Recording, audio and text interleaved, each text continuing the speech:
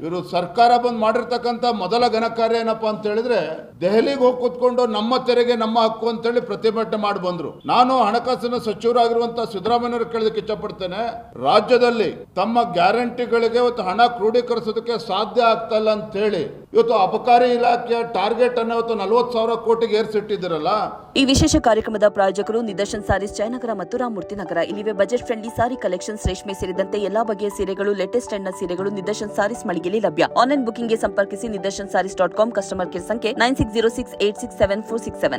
ನಾಳೆ ನಿಮ್ಮ ಕೃಪಾ ಕಟಾಕ್ಷದಿಂದ ರಾಜ್ಯದಲ್ಲಿ ಕುಡುಕರ ಸಂಖ್ಯೆ ಜಾಸ್ತಿ ಆಗ್ತಾ ಇದೆ. ನಾಳೆ ದಿನ ಬಂದು ವಿಧಾನಸೌಧ ಮುತ್ತಿಗೆ ಹಾಕ್ತಾರೆ. ಮಾನ್ಯ ಸಿದ್ದರಾಮಯ್ಯನವರೇ, ನಮ್ಮೆಲ್ಲರ ಆಶೀರ್ವಾದದಿಂದ ರಾಜ್ಯದ ಖಜಾನೆಗೆ 40,000 ಕೋಟಿ ನಾವು ಕೊಡ್ತಾ ಇದ್ದೇವೆ, ನಮ್ಮ ತೆರಿಗೆ ನಮ್ಮ ಹಕ್ಕು, ನಮ್ಗೇನು ಕೊಡ್ತಾ ಇದ್ದೀರಿ ಅಂತೇಳಿ ವಿಧಾನಸೌಧ ಮುತ್ತಿಗೆ ಹಾಕಿದ್ರೆ ಏನ್ ಮಾಡ್ತೀರಿ ನೀವು? ಹಾಗಾದ್ರೆ this seems to be on a lighter note, but ಆದ್ರೆ ಗಂಭೀರವಾಗಿ ನಾನು ಹೇಳ್ತಾ ಇದ್ದೇನೆ, ಮಾನ್ಯ ಮುಖ್ಯಮಂತ್ರಿಗಳು ಸಿದ್ದರಾಮಯ್ಯನವರಾಗಲಿ ಕಾಂಗ್ರೆಸ್ ಪಕ್ಷ ಆಗಲಿ, ಮೊದಲನೇದಾಗಿ ಕೇಂದ್ರ ಸರ್ಕಾರದಿಂದ ರಾಜ್ಯಕ್ಕೆ ಯಾವುದೇ ರೀತಿ ಅನ್ಯಾಯಗಳು ಆಗಿಲ್ಲ. ಸಣ್ಣ ಪುಟ್ಟ ವ್ಯತ್ಯಾಸ ಇದ್ರೆ ದೆಹಲಿಗೆ ಕುತ್ಕೊಂಡು ಪ್ರತಿಭಟನೆ ಮಾಡೋದನ್ನ ಬದಿಗಿಟ್ಟು ಕೇಂದ್ರ ಸರ್ಕಾರವನ್ನ ಮನವೊಲಿಸುವಂತ ಕೆಲಸ ಮಾಡಲಿ. ಎರಡನೇದಾಗಿ ಇವತ್ತು ಬೆಂಗಳೂರು ಮಹಾನಗರ ಹೈಯೆಸ್ಟ್ ಟ್ಯಾಕ್ಸ್ ಕೊಡ್ತದೆ ಕರ್ನಾಟಕದಲ್ಲಿ.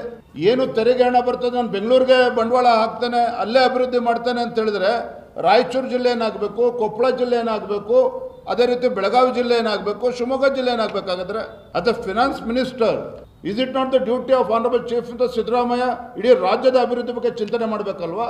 ಅದೇ ರೀತಿಯಲ್ಲಿ ಈ ದೇಶದ ಪ್ರಧಾನಮಂತ್ರಿ ಆಗಲಿ, ಹಣಕಾಸಿನ ಸಚಿವೆ ಆಗಲಿ, ಜಾಗತಿಕ ಸವಾಲುಗಳನ್ನು ಎದುರಿಸತಕ್ಕಂಥ ಸಂದರ್ಭದಲ್ಲಿ ಭಾರತವನ್ನು ಅಭಿವೃದ್ಧಿಯ ಪಥದಲ್ಲಿ ತೆಗೆದುಕೊಂಡು ಹೋಗ್ತಕ್ಕಂಥ ಸಂದರ್ಭದಲ್ಲಿ ಕರ್ನಾಟಕ ಜೊತೆಲೆ ಮಹಾರಾಷ್ಟ್ರವು ಕೂಡ ಹೆಚ್ಚು ಟ್ಯಾಕ್ಸ್ ಅನ್ನು ಕೊಡ್ತದೆ.